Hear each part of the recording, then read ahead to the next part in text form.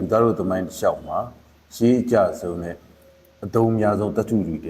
တစ်ခုဖြစ်နေပါတယ်။ဝေတထုရဲ့ရှားပါမှုလှပမှုဝတ်ဆောင်သုံးနိုင်မှုတို့ကြောင့်တမိုးရှိတဲ့တထုတစ်မျိုးဖြစ်ခဲ့တဲ့ငွေတွေဟာ BC 3000လောက်မှစပြီးတော့အသုံးပြုခဲ့ကြတယ်လို့ယူဆကြပါတယ်။ရှေးစာရန်တွေအရတော့ဒီကျင်းနိုင်ငံဘက်မှာငွေဟာရှားပါခဲ့လို့ရှေးတထုတဲ့အဖို့တတ်တယ်လို့ယူဆခဲ့ကြကြောင်းမှတ်တမ်းနေရသိရပါတယ်။ဒီကျင်းလူမျိုးတွေဟာလောဝရဏဘာသာရေးဆိုင်ရာပစ္စည်းတွေ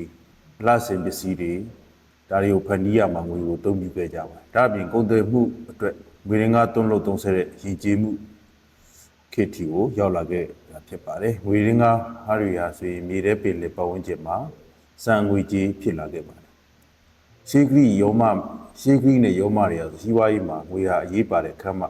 ပါဝင်လာတယ်လို့ယူဆလာကြပါတယ်။ရှေးခေတ်တရုတ်ပြည်မှာလည်းထူးသဖြင့်တန်မင်းဆက်မှာငွေကိုအစဉ်တစားပစ္စည်းများအဖြစ်အပြင်ငွေကြေးဆိုင်ရာလဲလှယ်သုံးဆရာမှာ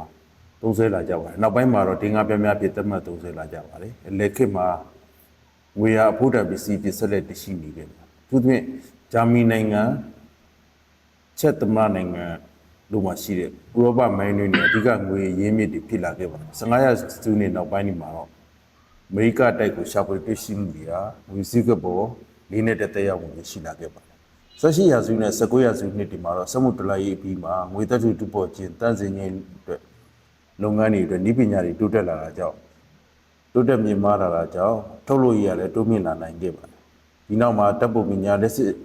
ပစ္စည်းအစိပ်ပိုင်းနဲ့ဆေးဘက်ဆိုင်ရာကိရိယာတွေအပါအဝင်အမျိုးမျိုးရဲ့စက်မှုလုပ်ငန်းတွေမှာငွေကိုသုံးချမှုထွန်းကားလာခဲ့ပါတယ်။20ရာစုခေတ်မှာတော့နိုင်ငံများပြားငွေစရပါနဲ့ငွေရဲ့စံနှုန်းတွေဆွန့်လွတ်လိုက်တာအကြောင်းငွေရဲ့အခက်အခဲဟာရောကျလာခဲ့ပြန်ပါတယ်။